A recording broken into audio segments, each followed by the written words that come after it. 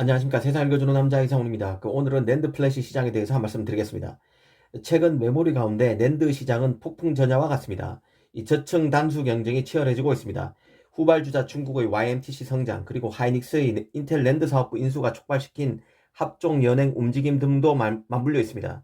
마치 D램이 삼성 하이닉스 마이크론의 3강으로 정리된 것처럼 낸드 시장도 보다 치열한 경쟁 속에서 메인 플레이어로 압축되는 시기가 다가오고 있는 느낌입니다. 그런데 저층 단수 경쟁과 M&A 이슈에 모두 관여하고 있는 기업이 바로 마이크론과 웨스턴 디지털입니다. 모두 미국 기업인데요. 마이크론의 경우 가장 먼저 176단 낸드 개발에 성공했고, 웨스턴 디지털도 일본의 키옥시아와 함께 170단 낸드를 개발했습니다. 특히 그 마이크론과 웨스턴 디지털은 모두 그 키옥시아의 인수전에 참여 중인 것으로 최근 확인되기도 했습니다. 특히 그 오늘 얘기하고자 하는 업체는 웨스턴 디지털인데요. 이 웨스턴 디지털의 CEO인 데이비드 게켈러가 닉게이와 인터뷰를 했습니다. 이 게켈러 웨스턴 디지털 CEO가 낸드 시장을 어떻게 바라보고 있는지, 그리고 키옥시아 M&A 등에 대해서 어떻게 보고 있는지에 대해서 짚어드리겠습니다. 사실 그 웨스턴 디지털은 항시 키옥시아와 엮일 수밖에 없는 기업입니다. 웨스턴 디지털은 나스닥에 상장된 미국 반도체 기업이지만 키옥시아와 일본에서 낸드 제조 공장을 함께 쓰고 있기 때문인데요. 지속적으로 일본 제조 시설에 투자해 왔던 게 바로 웨스턴 디지털입니다. 이 게켈러 CEO는 닉게이와 인터뷰에서 이 점을 밝혔습니다. 웨스턴 디지털은 키옥시아의 요카이치 공장의 경우는 오는 2029년까지, 그리고 키타카미 공장은 2034년까지 함께 쓰도록 계약되어 있다고 밝혔습니다. 실제 웨스턴 디지털이 키옥시아를 인수하든 못하든 앞으로 계속 함께 할 운명이라는 점을 공개한 것입니다. 인터뷰에서 게켈러는 현재 650억 달러, 하나로 한 73조 정도 되는데요.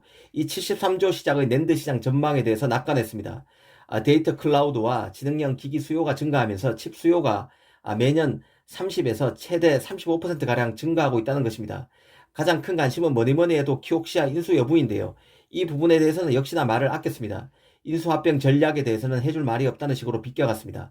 하지만 냉정히 보면 웨스턴 디지털이 단독으로 키옥시아를 인수하는 것은 무리입니다. 단순히 기업 가치만 놓고 봐도 알 수 있는데요. 키옥시아는 기업 가치가 300억 달러, 하나로 34조에 육박합니다. 하지만 웨스턴 디지털은 200억 달러 수준에 그칩니다. 100억 달러 가량 더 기업 가치가 키옥시아보다 낮습니다.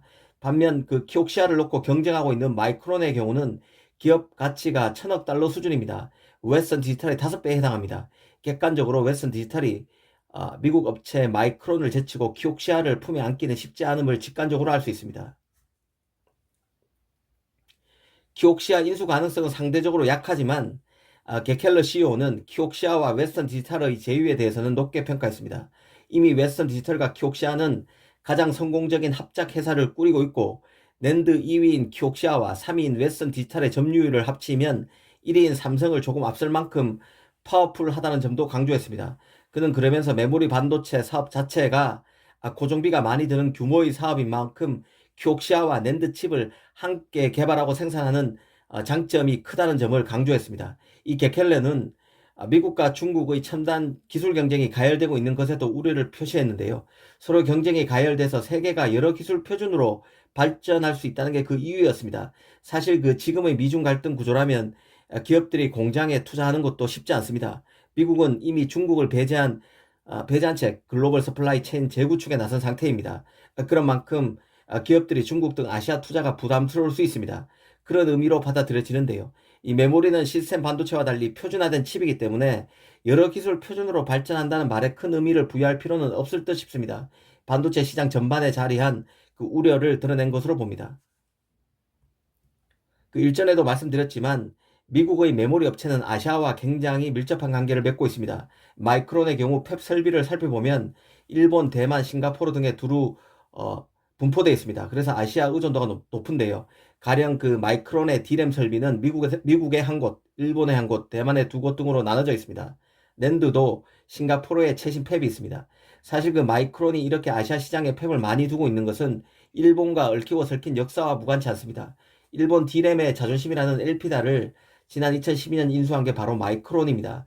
엘피다뿐만 아니라 엘피다의 대만 자회사인 렉스칩도 마이크론이 샀습니다. 그리고 D램 업체 대만의 이노테라도 마이크론이 인수했었습니다. 마이크론이 최근 그 메모리 분야에서 삼성 기술력을 바짝 추격할 수 있는 데는 일본이 전통적으로 강한 소재 기술력, 그리고 공정 기술과 비메모리 패키지 기술이 강한 대만 기술력을 그 암묵지 형태로 다 흡수했기 때문이라는 분석도 있습니다. 이런 저력이 지금 마이크론에게서 구현되고 있다는 것이죠.